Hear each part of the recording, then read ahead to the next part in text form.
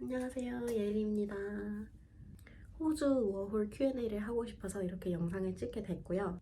먼저 간단히 제 소개를 하자면 저는 지금 호주 시드니에서 9개월째 워킹홀리데이로 지내고 있고 바텐더로 근무하고 있습니다. 시작하기 전에 사실 Q&A를 진행하고 싶었는데 마땅히 질문 받을 것이 없어서 제가 구글 폼을 만들어서 이렇게 워홀 커뮤니티에 공유를 했었어요. 그래서 질문 남겨주신 분들 정말 감사합니다. 네, 남겨주신 질문은 크게 세 분류로 나눴고요. 제일 많이 궁금해하시는 어학원 질문은 워홀 준비 카테고리에 넣었습니다. 타임스탬프도 댓글에 달아드릴게요. 그럼 바로 시작하겠습니다. 1번, 왜 호주를 선택했나요? 또 왜 시드니인가요? 사실은 호주가 아니라 캐나다에 워킹홀리데이를 가고 싶었었어요. 그래서 캐나다에 먼저 지원을 했었고 워홀 비자 승인이 난 상태에서 가기만 하면 됐었는데 그때 제가 전세 사기를 당했다는 걸 알아버린 거예요. 그래서 어쩔 수 없이 집에 더 지내야 하는 그런 상황이 생겨버렸고 그렇게 비자는 날라갔죠.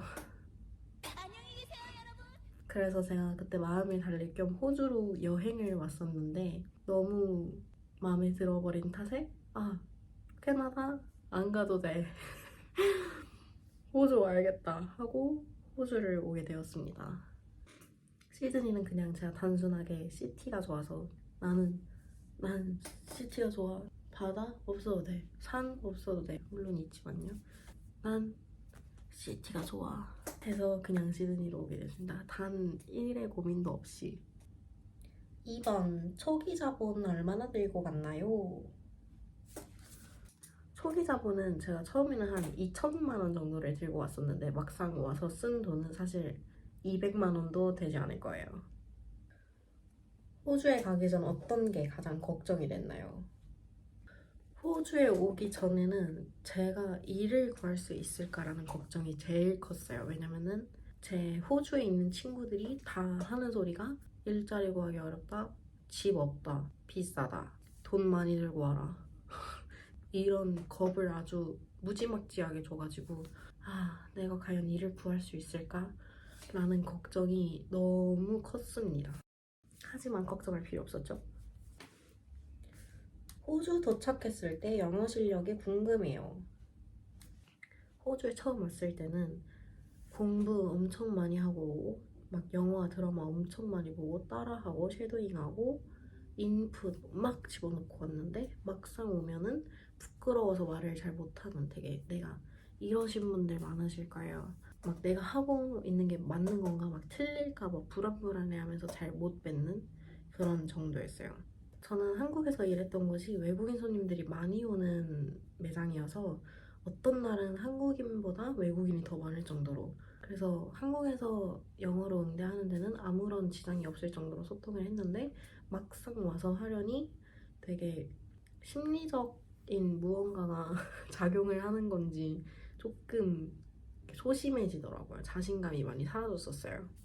그래서 그때 저에게 점수를 매기자면 D 줄 것 같습니다. 어학원 결정 과정이 궁금해요. 일단 먼저 제가 어학원에 가려고 했던 목적을 설명드릴게요. 저는 일단 어학원에 영어가 아니라 한국인 친구 사귀기에 중점을 두고 가려고 했던 이유가 가장 크고요. 그렇기 때문에 집 근처에 있는 호주 전문 유학원에 방문을 했었어요. 그래서 가서 저 워킹홀리데이 갈 건데 유학원 가고 싶어요 라고 말씀드리니 알아서 이렇게 정리를 해서 보여주시더라고요. 그때 어학원을 두 곳을 비유를 해주셨는데 그린위치라는 어학원과 잉글리시 언리미티드라는 곳이었습니다. 이렇게 비교된 표를 보여주셨고 사실 가격은 크게 차이가 없었어요. 주에 10불 정도밖에 차이가 안 났는데 저는 잉글리시 언리미티드가 5주를 결제하면은 1주를 그냥 주는 그런 할인 혜택을 하고 있다는 점과 단순하게 6주를 선택할 수 있는 옵션이 있다는 점에서 잉글리시 언리미티드를 선택했습니다. 하지만 갔는데 한국인이 없었죠? 어학원 위치, 가격, 장단점이 궁금해요.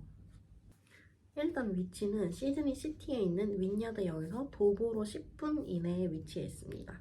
가격은 제가 그때 한화로 130만 원 정도 결제했었어요. 장점은 재밌다. 일단 가면 놀고 수업 안 듣고 수다 떨고 인스타 보고 서로 인스타 보고 DM 보내고. 단점은요, 아침에 일어나기 너무 힘들었어요.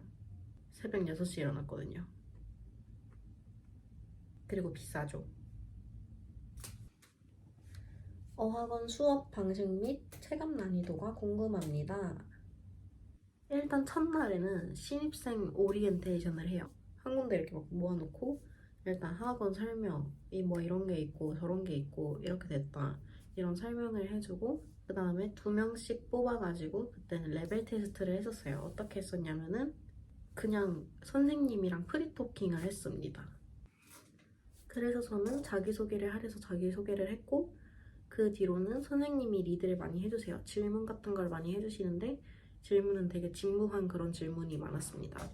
예를 들면 여가 시간에 뭘 하는지, 좋아하는 활동이 있는지, 취미 같은 게 있는지, 여행 좋아하는지, 이런 간단하고 진부한 질문들을 많이 던져주셨고, 저는 작년에 호주로 여행 왔다는 사실을 말해버려서 그냥 호주 와서 뭐 했는지 이 정도 말했던 것 같아요.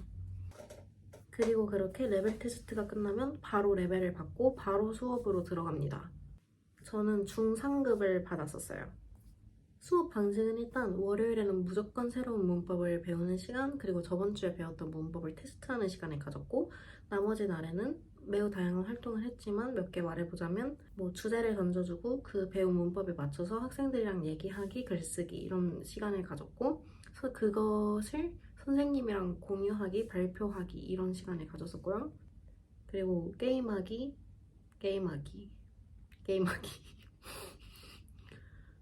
네. 사실 체감 난이도는 그렇게 어렵지 않았었어요. 그리고 선생님도 그걸 느끼셨는지 이틀차 되던 날에 따로 오셔서 너 별로 안 어려워 보이는데 한번 더 위에 반에 가볼래? 상급반으로 가볼래? 이렇게 제안을 하셨지만 가면 한국인이 더 없을 것 같아서 거절했습니다. 그래서 어학원 추천하나요? 일단 저는 저처럼 되게 영어 한마디 한마디 내뱉는 게 부끄럽고 떨리는 사람에게 추천을 드립니다. 일단 처음엔 되게 자신감이 없었는데 어학원을 다니고 나서 선생님도 상급반 가볼래? 이런 식으로 하니까는 자신감이 엄청 많이 붙더라고요. 그리고 당연히 안 다니는 것보다 영어 실력, 사교에 더 도움이 되겠지만 금전적 여유가 크지 않은데 어학원 가야겠다 할 만큼 추천드리지 않아요. 다음, 현재 시드니 집 시세 궁금해요. 일단 지금 2024년 7월 초 기준 호주 나라에서 봤고요. 시티에 있는 2인실은 주에 250에서 300 정도, 시티에서 조금 떨어진 시티 근교에 있는 2인실은 180에서 250 정도 하는 것 같습니다. 그리고 저같이 남이랑은 같이 못 살아 하시는 분들을 위해 시티에 있는 독방은 싸면 390에서부터 600까지 다양하게 있고요. 또 시티 근교에 있는 독방은 280에서 350 정도 하는 것 같아요. 홈스테이 해보신 경험이 있다면 장단점 알려주세요. 저는 일단 시드니에 처음 들어왔을 때 홈스테이로 해서 들어왔었어요. 이유는 처음 들어와서 바쁠 텐데 집 구하는데 에너지를 쓰기 싫어서 한 달을 홈스테이로 끊고 먼저 들어왔었습니다. 장단점은 어디든지 홈바홈, 집바집, 주바주겠지만 제가 있었던 곳은 일단 청소를 다 해주셔서 청소할 필요가 없었고요. 홈스테이 에이전시마다 다를 수는 있지만 제가 했던 것은 아침, 점심, 저녁 다 먹기, 저녁만 먹고 싶어요, 아침만 먹고 싶어요 이런 식으로 다 선택이 가능했고 저는 그 중에 밥 안 주는 곳을 선택했어요. 그리고 그렇게 식사 시간이 있는 홈스테이는 홈스테이생들이 다 모여서 놀고 먹고 영어도 늘고 하는 시간을 늘릴 수도 있다고 들었습니다. 저는 밥을 안 먹어서 모르겠지만요. 단점은 일단 남의 집에 들어가서 살다 보니 불편할 수밖에 없는 것 같아요. 그리고 늦은 시간에 들어왔다 나가기 눈치 보이고요. 그리고 제가 있던 곳에는 애기들이 2명이 있었는데 아침마다 소리를 빽빽 질러대서 모닝콜을 안 맞춰도 아침만 되면 눈이 이렇게 번쩍 떠졌습니다. 이건 장점일까요? 집 구하는 팁 있나요? 사기 안 당하는 법도 알고 싶어요. 일단 집을 보러 가게 되면 물론 이것도 집바집이겠지만 다른 분들과 함께 혹은 우르르 인스펙션을 보러 갈 그런 상황이 꽤 흔하게 있어요. 그리고 내가 괜찮다 생각되는 집이면은 다른 사람도 그렇게 생각할 가능성이 큽니다. 뭔가 한국에서 집 구할 때처럼 생각해보고 연락드릴게요 라고 하는 사이에 이미 그 집은 떠나갈 가능성이 매우 커요. 그래서 마음에 드는 집이면 나 바로 하고 싶어요 이렇게 의사 표현 후 예약금을 보내는 것도 좋은 선택입니다. 일단 사기 안 당하는 법은 내가 너무 당장 급하다고 인스펙션 없이 저 바로 예약할게요 하고 예약금 걸어버리는 그런 상황만 피하셔도 현저히 줄어듭니다. 물가 높다 들었는데 괜찮나요? 일단 물가는 한국에 비해서는 굉장히 높아요. 하지만 제 생각에는 최저시급만 놓고 보자면 한국에서는 최저시급이 9,000원대인데 제가 돈까스를 먹고 싶으면 한 12,000원 정도에 내고 먹잖아요. 근데 호주는 최저시급이 24불이라고 치면 돈까스를 먹고 싶으면 일식집에 가서 한 22불 정도에 먹을 수 있는 것 같아요. 그래서 호주에서 벌어서 호주에서 쓰기는 나쁘지 않다. 뭐 당연한 거겠지만요. 그리고 마트 체감 물가는 상당히 비슷합니다. 오히려 더 싼 것도 있어요. 레주메 작성 방법 궁금해요.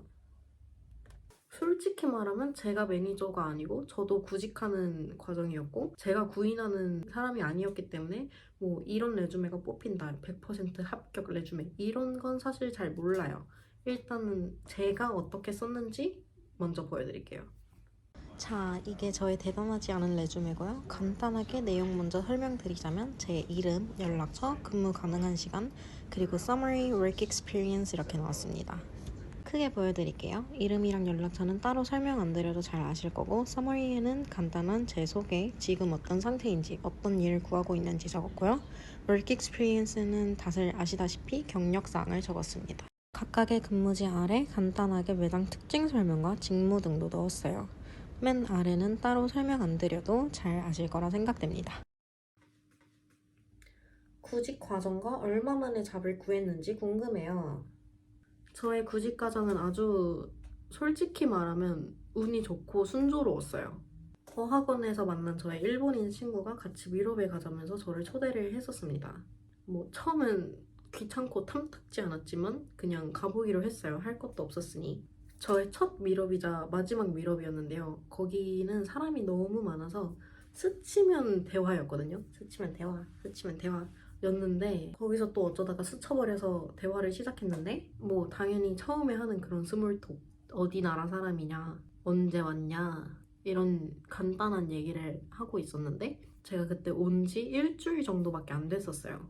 그래서 그 친구가 저한테 지금까지 뭐가 좋았어? 이런 식으로 묻더라고요. 그래서 날씨 좋고 사람들이 친절하고 오페라하우스 좋아 이런 식으로 말을 했는데 자기가 오페라하우스에서 일을 한대요. 그래서 솔직히 속으로는 어쩌라고 이랬는데 뭐 또 앞에서는 리액션 막 열심히 해주면서 그래 이렇게 받아치니까는 자기가 오페라하우스에서 바텐더를 한다고 말을 한 거예요. 그래서 제가 그걸 들었는데 너무 깜짝 놀라가지고 너 바텐더야? 나도 바텐더 하러 왔어 이렇게 말을 했죠. 그리고 바로 인스타를 따가서 마팔하는 작업을 수행했습니다. 그리고 저는 기가 쪽쪽 빨려있는 상태였기 때문에 그냥 바로 집으로 갔었어요. 근데 그 다음날 그 친구한테 연락이 옵니다. 제 인스타에 제가 바에서 일하고 있는 사진을 올려놨었는데 그걸 그 친구가 보고 매니저한테 보여줬더니 거기 매니저가 저 레주메를 보고 싶다고 연락이 온 거예요. 그래서 레주메를 들고 바로 찾아갔죠. 네, 레주메만 드랍하고 올 생각이었는데 면접까지 보게 되고 채용까지 확정이 됐습니다. 이지.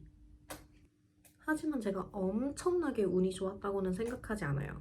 이런 식으로 친구 소개로 잡을 구하는 일도 되게 흔하고 저도 제 친구를 제가 일하는 곳에 소개시켜서 잡을 구하게 해준 이력이 있으니 여러분들도 마냥 잘 놀러 다니고 친구를 많이 사귀는 것도 잡구하는 데 도움이 될 수 있을 거라고 말씀드리는 바입니다.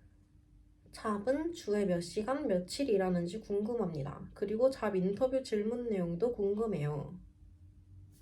저는 일단 시드니에 온 뒤로 9개월 동안 같은 곳에서 한 곳에서 쭉 일하고 있고요. 시간은 적으면 38시간에서 많으면 44시간 정도 일을 하고 있는 것 같아요. 일은 6일에서 5일 정도, 5, 6일 평균으로 하는 것 같습니다. 잡 인터뷰 질문 내용은 아주 간단했어요.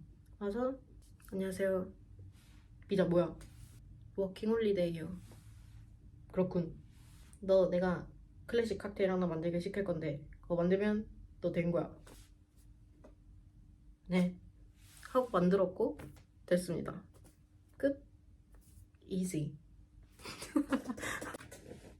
다음 바텐더 하고 싶은데 준비할 게 있나요? 어떻게 구하나요? 일단 저는 한국에서 클래식 바를 포함해 2년 정도의 경력이 있었고요. 일했던 곳 중에 한 곳은 번화가에 위치해 있어서 일명 핫플레이스라고 하죠. 손님들이 많기 때문에 칵테일을 하루에 몇십 잔씩 만들어내는 그런 곳이었어요. 그래서 칵테일 만들어내는데 전혀 문제가 없는 경력을 갖고 있었습니다. 당연히 RSA는 필수고요. 구하는 법은 매우 다양하지만 쉽게 레주메 뽑아서 직접 돌리러 다니기. 두 번째, 식탁컴, 검트리 등 온라인 지원하기.